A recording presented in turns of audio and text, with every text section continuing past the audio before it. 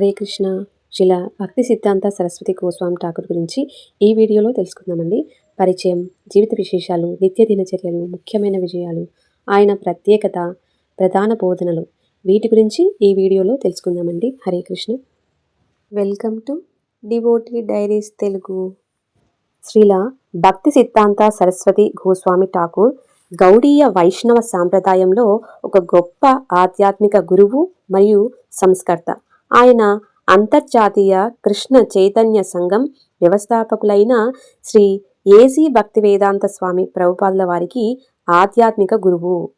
వారి యొక్క జీవిత విశేషాలు.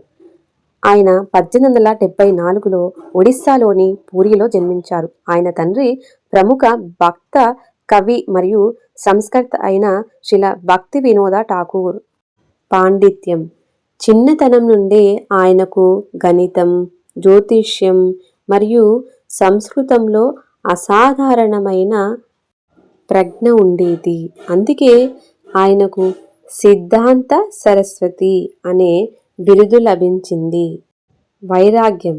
ఆయన కఠినమైన బ్రహ్మచర్యాన్ని పాటించేవారు మరియు కృష్ణుని పట్ల అచంచలమైన భక్తిని కలిగి ఉండేవారు. వారి యొక్క నిత్య దినచర్య.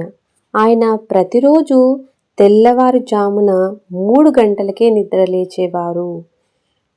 జపం. ఉదయం వేళల్లో కనీసం 64 మాలలు అంటే దాదాపు 1,00,000 నామాలు హరే కృష్ణ మహామంత్రాన్ని జపించేవారు. నిరంతర సేవ. ఆయన విశ్రాంతిని చాలా తక్కువగా తీసుకునేవారు. మనం నిద్రపోతే మాయ మనల్ని కమ్మేస్తుంది అని ఆయన అనేవారు.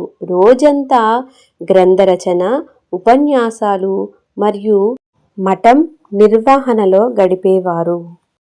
వారి కొన్ని ముఖ్యమైన విజయాలు.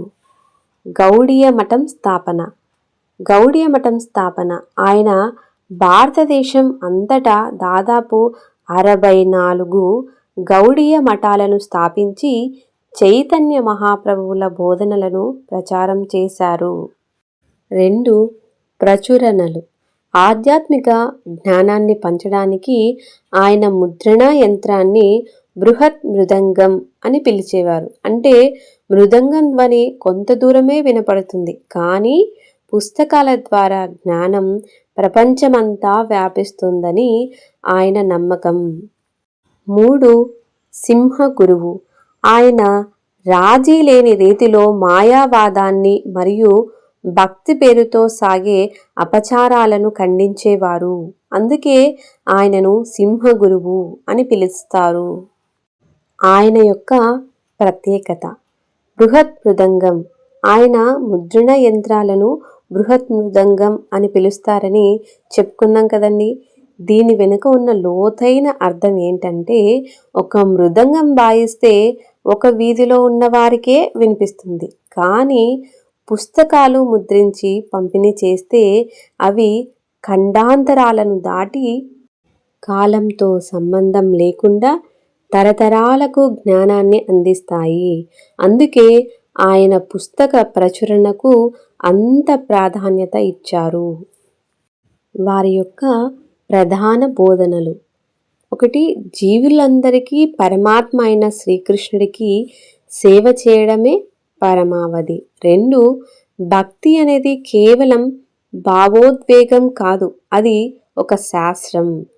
3 ఆచరణ లేని పాండిత్యం వ్యర్థమని ఆయన నమ్మేవారు. నెక్స్ట్ వీడియోలో మనం వారి యొక్క శిష్య పరంపర, వారి యొక్క చివరి సందేశం తెలుసుకుందామండి.